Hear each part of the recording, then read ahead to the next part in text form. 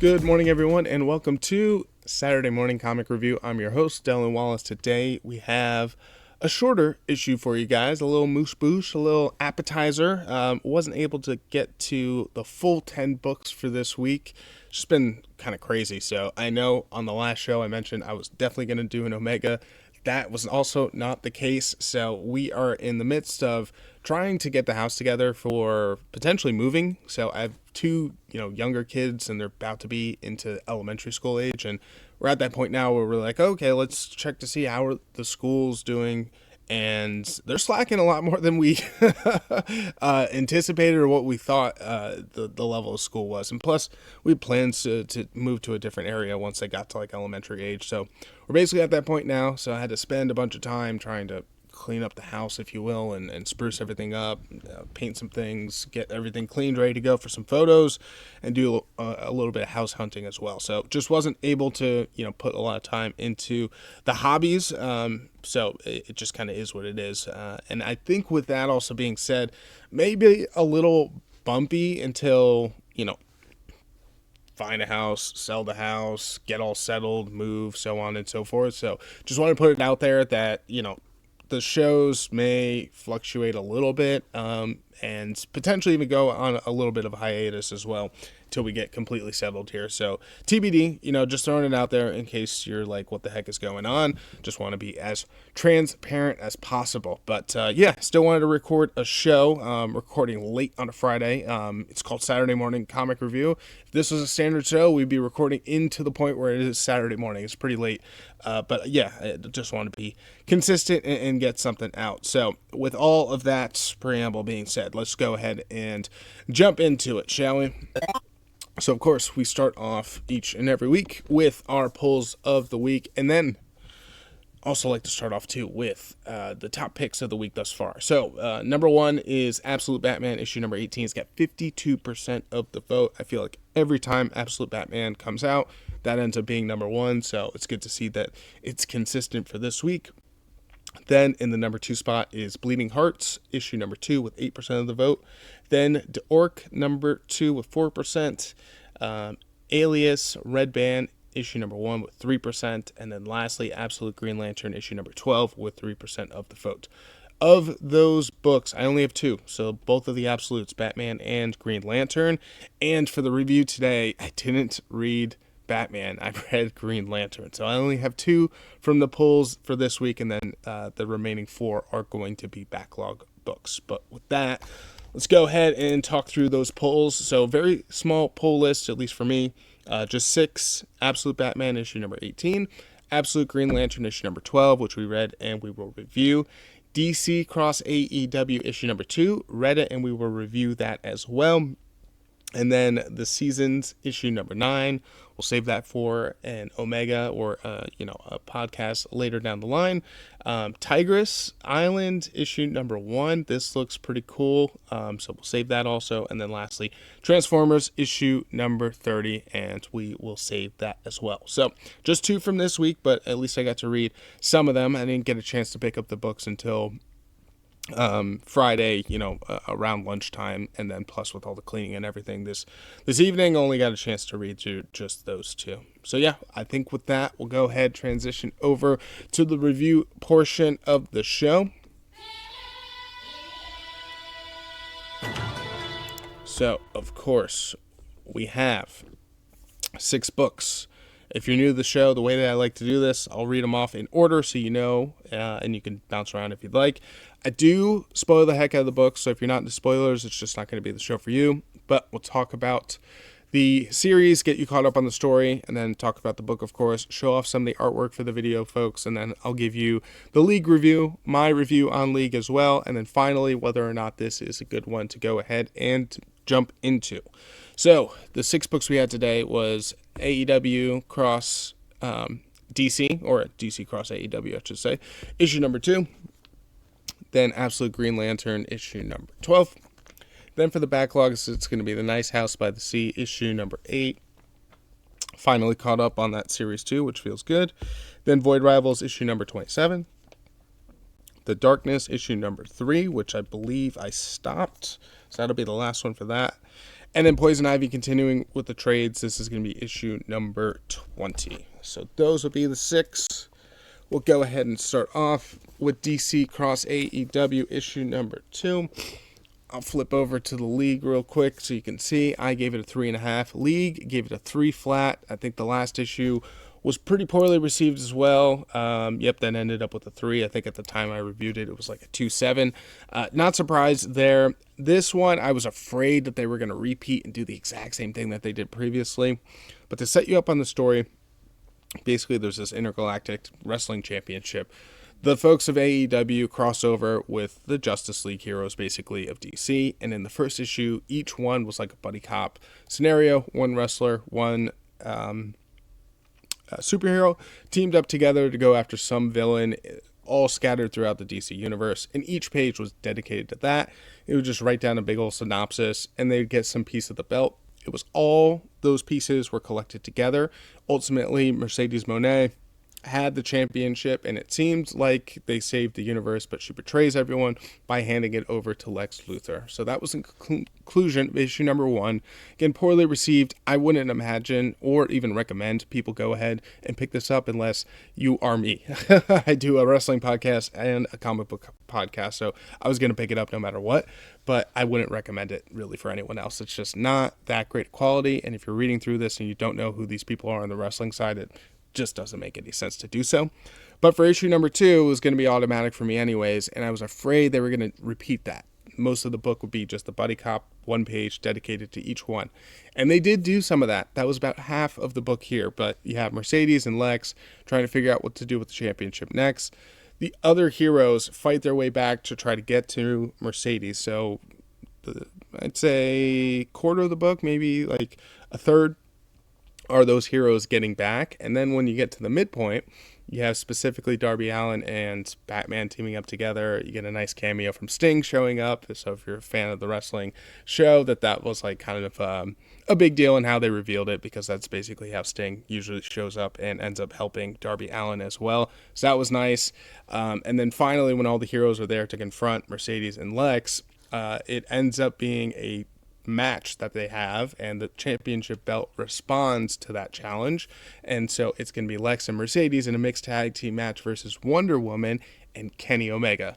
Kenny Omega is one of, if not my favorite wrestler, so I thought that was pretty cool. The fight scene that they had was nice.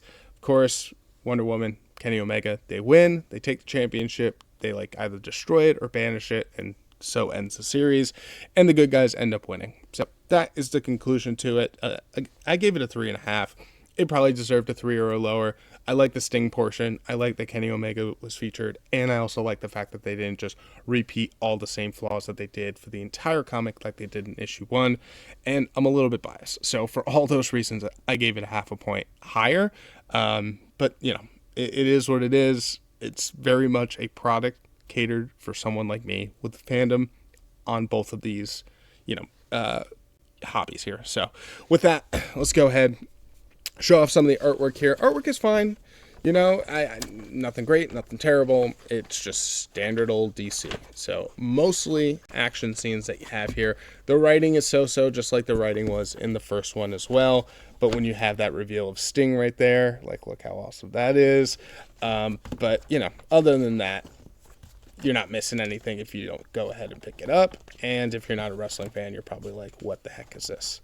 So yeah, that is DC Cross AEW issue number 2. Again, I gave it a 3.5. League gave it a 3. Then next up here is going to be Absolute Green Lantern issue number 12. And I did go ahead and drop Absolute Green Lantern. I feel like in the Absolute universe, right, is a twist or a turn in a lot of the origin of a lot of these characters. And I just don't have a really good foundational knowledge of Green Lantern. So as I'm reading through it, I don't quite understand who some of these characters are, other than like the movies that I've seen and like some of the books that I've read. But I just, I don't have an encyclopedic knowledge like I do on some other topics and some other characters. So for this, it's just tough of like, oh, is that a surprise that is not? And what each color is like supposed to represent, so on and so forth. So for those reasons, I was like, I've had my fill. Let's just go ahead and drop it. But for this issue here, Hammond has, I guess, the power of, I guess, the black spectrum, and he's using this conduit to attack Joe and Hal. And as he's attacking, they're trying to fight back as best as possible, but Hal's like kind of down and out and a little bit powerless. And he starts to slowly power back up, and it seems like almost like a need-based thing. And he was also like the embodiment of the black spectrum, but now he starts to get like a pinkish hue. And so what he does is he reaches out to this conduit, and like he does so with love, and that is what repels the conduit, breaks and severs the connection that Hammond has with this thing that's attacking them, and saves everyone temporarily for now. So they're all good to go. But meanwhile, Oa, which is one of the lanterns, it's actually, the planet that the lanterns are from, but in this universe, it's like a character heading towards Earth. And then there's this other red lantern that shows up at the very end. And the Green Lantern itself like reappears up in the sky, and they're still trying to figure out what exactly it is. That Red Lantern who shows up says it's a weapon of some sort, and Mogo is going to show up, and we have to stop them. So that's the conclusion. Confusing for me. Again, I don't have that great encyclopedic knowledge, so I'm a little confused as to what's happening, but that's where my journey for this issue is going to end. So for League itself, I ended up giving it a 4. League gave it a 4 as well. Nailed it. I know. Thank you. Moving on. And it's a tough one to go ahead and jump into. You gotta start, I think, a lot sooner, and I think it helps, especially in this Lantern universe, to have the foundational knowledge as well. I think that's really going to help you out here if you want to continue or go ahead and jump into this one. So with that, let's go ahead and show off some of the artwork real quick. Sorry, I just need a sip of water here. Still getting over the cough and the sickness. I don't know if I mentioned it on this show. I know I definitely mentioned it on the wrestling one, but I think we're probably a day or so away.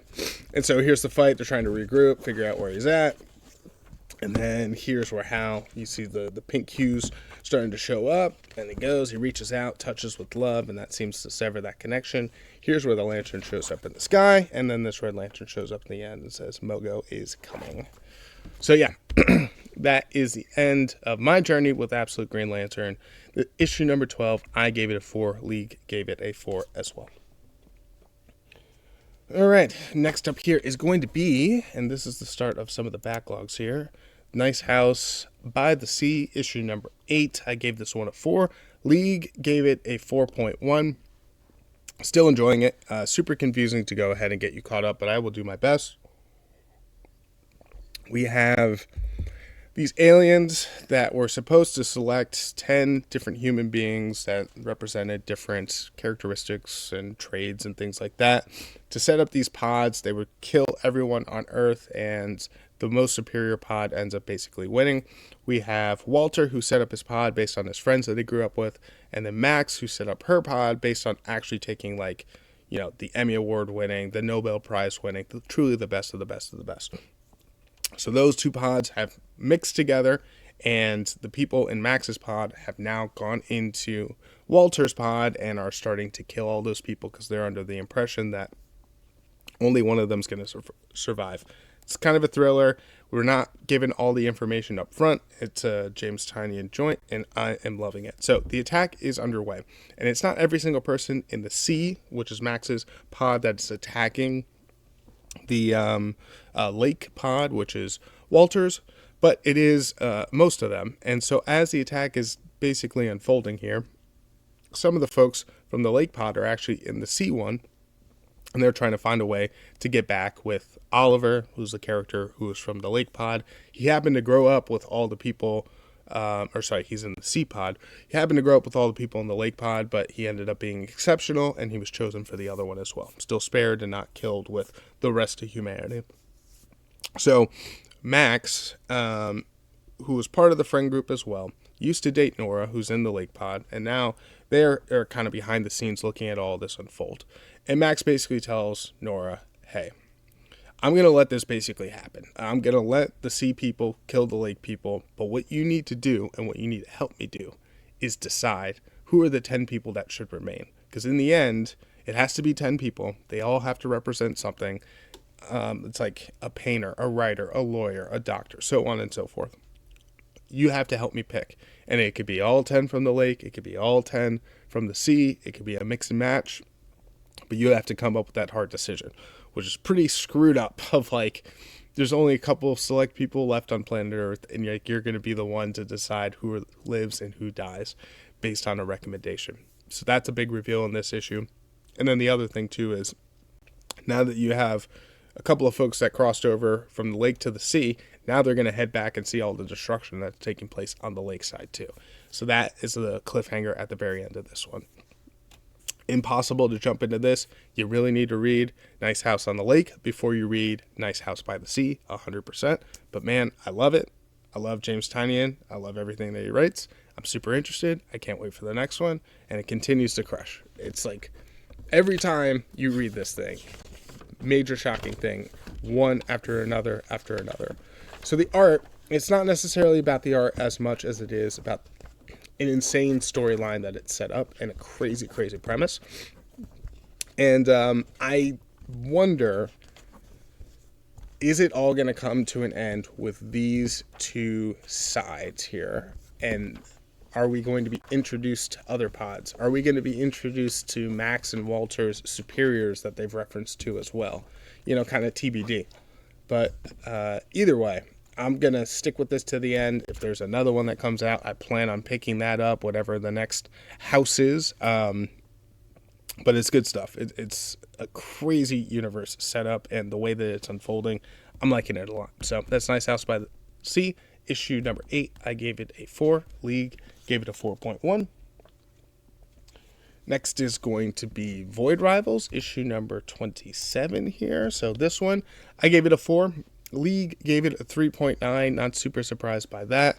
I was right around 4 to maybe even 3.5. We are in the middle of the Quintesson War. This is part number 3 of 6. So the time to jump in would have been issue number 24, I want to say.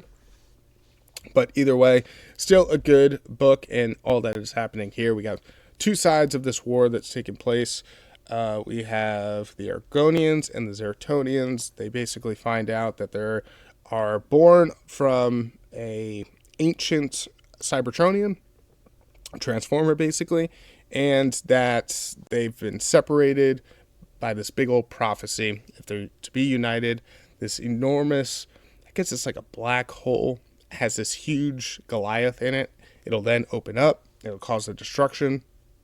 But meanwhile, this Quintesson race is out there in space, and they started attacking both sides. And so we are in the midst of this battle. The Quintessons feel like they are overwhelmingly way more powerful than the Aragornians or the Zeratonians. They're just going to destroy them flat out. But the ringer ends up being Celia, and she has the blessing of Zerta, who is the ancient Cybertronian. And she can like move throughout the planet nearly instantaneously. And she basically has superpowers and comes to the realization that she can effectively share those powers. Both sides have like a little emblem on their head. The Zeratonian side, I think it's like a trapezoid, and the other side is like a diamond. But if they touch it, then they start to get these like crazy powers. And that's when she starts doing it, spreading it throughout her people. Her people are the Zeratonian side. And now they're fighting back, right? And so now the Quintessons are on their back foot. And the battle is basically continue to rage on and then continue to fight. But it actually looks like both the Zeratonians and the Aragornians have a fighting shot. And maybe they're pushing back the Quintessons as the war continues. And that's basically it. Changing of the tide here. Changing of who has the momentum as our home team. The Aragornians and Zeratonians seem to actually finally have a chance and to be winning. So with that, I'll show off some of the artwork. Very, very difficult to jump into this. Issue number 24 still isn't even the best because there's so much backstory here. It's part of the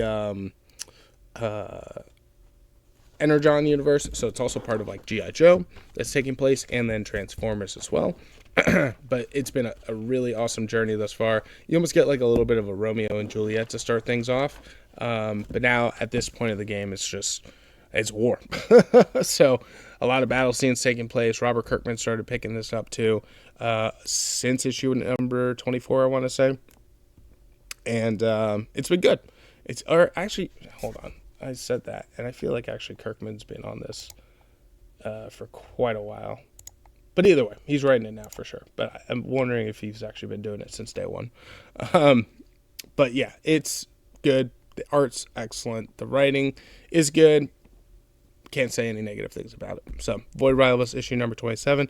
Again, I gave it a 4. Lee gave it a 3.9. Then we go to The Darkness. So, The Darkness issue number 3. I gave this one a 4. Lee goes actually higher than I thought. Lee gave it a 4.2. It's a good book, but it's kind of basic in its premise. The way that it's set up is it's good versus evil, darkness versus light. But in this case, darkness is actually good. Darkness is the positive force in the world. The light is the negative. They're the bad guys. So we have our main character here. He's now inherited the powers of, let's call it Satan, but he's basically the king of darkness. This is the way to describe it. And so now that he has his powers, he's trying to figure this whole thing out. And he's fighting the angels, basically. But the angels are look pretty monstrous and grotesque. And so it's this queen angel who's trying to kill him. And as he's starting to understand, what comes with these powers, he has to hide in subway tunnels and under the ground. Stay in the darkness. He's more powerful there. He can release out all these demons depending on how he's feeling. And then the angels are trying to hunt him down. But meanwhile, he has a girlfriend and he's trying to keep her safe as well. But the girlfriend's family is exposed. And so our main character, he is Jackie is his name. He's part of a gang. The gang was attacked, I think, in issue number 1. So now that he's starting to figure out his powers a little bit, he wants to go and get revenge. That's what he goes ahead and does. And he gets his revenge. He takes out the other gang, and, clearly they're like, what the hell? How did you get all these powers? And, he doesn't reveal that, just ends up killing them. But at the very end of the book, the girlfriend's family who's exposed, it looks like those angels went after them to try to basically draw out Jackie, and so that they can have, kind of this battle, so that can all take place. So yeah, that is the cliffhanger of her family. It looks like they're either missing or dead or, in a lot of trouble. So that's The Darkness. I did end up dropping it, so it is yeah, no thanks. Yeah, no thanks for that one. I should have also played the sounder for Absolute Green Lantern as well. But, I'm just trying to pare down the pull list a little bit more, and I felt like I already got my fill from this book, so not going to be continuing it any further. But on the art side of things, if we go ahead and take a look, art is insane. The art is really, really good from a detail, especially on the monster side of things, and the fight scenes, I think, are really well done as well. Can be a little edgelordy from time to time, too, but not too over the top. So, but it's a nice product overall. Would I recommend it? I mean, I'm stopping it, so I'd say probably no. But the scores on League have been pretty good. So that's a 4.2. Last one was a 4.1, and the first one was a 4.2. So, consistent scores there.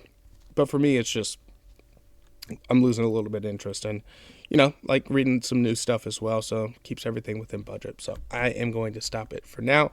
So that's The Darkness, issue number 3. Again, I gave it a 4. Lee gave it a 4.2. And then last but not least, we are going to continue through Poison Ivy. I believe this is volume number 4, I want to say. I always forget when I'm reading through it. Let's see. Yes, volume number 4. Issue number 20 is where we are at. And this one, I gave it a 4. Lee gave it a 4.3. It was a great issue for sure. So I was between the two, but I didn't quite get to a 4.5 for me. So we have Pam, Poison Ivy. We're getting her origins. In fact, I think this trade is called something, origin of species. Yeah, origin of species. So her origin story of how she got like this. It's Dr. Woodrow in particular. She meets him at university. She's a young student. It's one of those classic things. Falls in love with him. They start sleeping together, but he's working on these crazy experimental experiments and experimenting on himself. and there's a lot of pressure, all this money on the line. Can they get funding? Can they not? And she ends up like working crazy amount of hours. Then he brings her in on, you know, some of the crazier stuff that he's doing. She starts stealing from him, and this is where, you know, truly Poison Ivy begins as a character. So that was issue 1. Now issue 2, we have a new student who's involved, Bella. So Bella, also pretty, shows up, even smarter than Pam, and it seems like, oh, going to be the new Pam and replace her. So Pam starts to get really jealous of her. Woodrow favors her as well. So now they start working on projects together. So at first they hate each other, right? And constantly Bella is showing up and always like getting everything correct and just beating out Pam on everything. And it gets to the point where they're working in like the secret lab and things spill over and start screaming at each other. And then rather than fighting, they start making out. So they start hooking up, and they continue to hook up for quite a while, but they keep everything secret. But Pam's also kept secret from Bella that she's also sleeping with Dr. Woodrow. Crazy love triangle thing going on here. And so sure enough, throughout the months and weeks or whatever, now Bella and Pam are getting close together, and they're working as best as they can. But Dr. Woodrow, you can see he's experimenting on himself, and he's starting to like grow all these different lesions and things on him. And so he shows up, and he comes to realize that Pam and Bella were sleeping together. He's all pissed off about it. That's when Dr. Woodrow reveals to Bella that Pam and Dr. Woodrow slept together, and he's basically like, enough with these games. Neither one of you are reaching your potential or living up to expectation. We need results. We need them now, and none of this is working. And he's like, what we need to do is like elevate, and one of you, if not both of you, need to do what I'm doing and experiment on yourselves as well. So Bella's like, hell no. And then Pam looks and says, I'll do it. And so she goes to sit on the chair and starts to like get the injections. And like, that's the cliffhanger of like, this is going to be truly where she becomes Poison Ivy, gets all of her powers and stuff. And I'm sure things are going to go all sideways. So yeah, it was a good issue for sure. I think the reveal of like Bella and Pam end up actually hooking up was like kind of crazy. But yeah, I enjoyed this one. I do recommend it. And this one is less intensive on the art, like as the first two were, and more on the story side of things. But even still, it's really good on the art. So here's like the experimentations that they're doing. Dr. Woodrow's being all crazy. And then at the end here, he's like, let's start the experimentation, points to the chair, and Pam actually volunteers for it. So yeah, that is Poison Ivy issue number 20. Again, I gave it a 4. League gave it a 4.3. And that's it. Those are the books. Just 6 again today. So let's go ahead and recap it for you guys. We had DC Cross AEW issue number 2. This conclusion of this 2-parter. If you're not into wrestling, it's going to be a tough one to sell you guys on. It doesn't really make any sense. But basically, the wrestlers and the superheroes saved the day for Mercedes Moné and Lex Luthor. Then we had Absolute Green Lantern issue number 12. Hal is able to stop Dr. Hammond, but Mogo is showing up with the Green Lantern hovering above. Nice House by the Sea, issue number 8. Max tells Nora you have to pick just 10 people to survive. Then Void Rivals, issue number 27. The Zertonians and Argorians, they're starting to get their powers back and fighting against the Quintessence. Then we have The Darkness, issue number 3. So Jackie is able to take out the rival gang, but his girlfriend's family is in danger. And then Poison Ivy, issue number 20. We had both Pam and Bella, who are now hooking up, but Dr. Woodrow wants to do some experimentation, and Pam volunteers to be experimented on. So yeah, those are the books. With that, I think we can move into the polls for next week. So we are locked and loaded with 9, I want to say. Sure is. 9 books for next week. So we have Batwoman, issue number 1. Looking forward to that for sure. Deathstroke, the Terminator, issue number 1. That's a DC joint as well. Exquisite Corpses, issue number 11. G.I. Joe, number 20. Kill All Immortals 2, issue number 3. Lobo, issue number 1. And for Lobo, one of these books had a preview. I think it was Absolute Green Lantern. I wasn't super impressed, so For that one, Batwoman and Deathstroke, I only ordered the first issue because it's like if you like it, you can just go ahead and pull from there. But for each one of those, I only ordered the first one. We'll see, but I can kind of tell I don't think I'm going to move forward with Lobo. So we'll see. I'm pleasantly surprised there. Then we had Ultimate Wolverine issue number 15, the Ultimates issue number 22, and then lastly it's going to be X-Men number 27. These X-Men are coming out pretty quickly. I feel like the last month I've had 3 is what it feels like, especially between that and then the annual, right? Because if we go to last week, or the week that we're in right now, nothing. But then the previous week we had 26 and we had the annual, and then the week before that, nothing. But then the week before that, 25. Yeah, so that's kind of crazy of like how quickly that's going. But yeah, those are the 9. So 3 brand new DC books. We'll see if we continue to pull any from there. The Batwoman looks really interesting to me. It reminds me of the Robin book. Oh, of course, I can't think of it off the top of my head.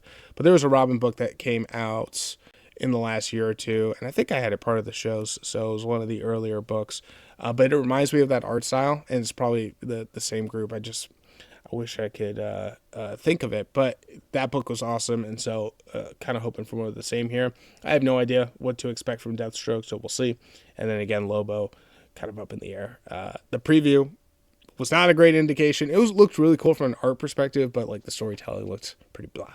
So again, I hope I am pleasantly surprised. So yeah. That's it. That is a show, folks. We'll go ahead and wrap it up. So again, things are kind of in flux. I'm not going to promise that I'm going to do an Omega next week, and especially there's a trade show that I'm going to be going to for work, and so I'll be out of pocket until I think I get back Wednesday.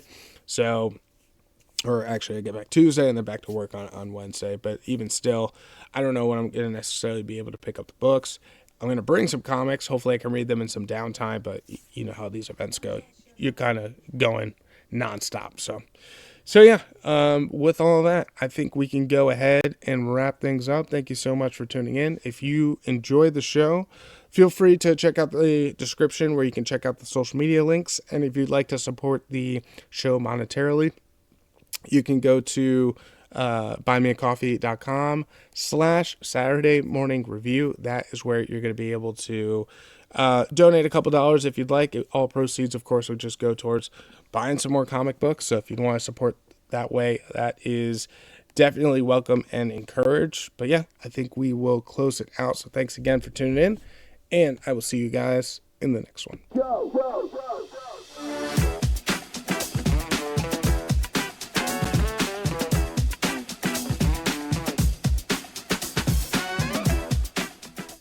This has been a DMW production. Thanks for stopping by.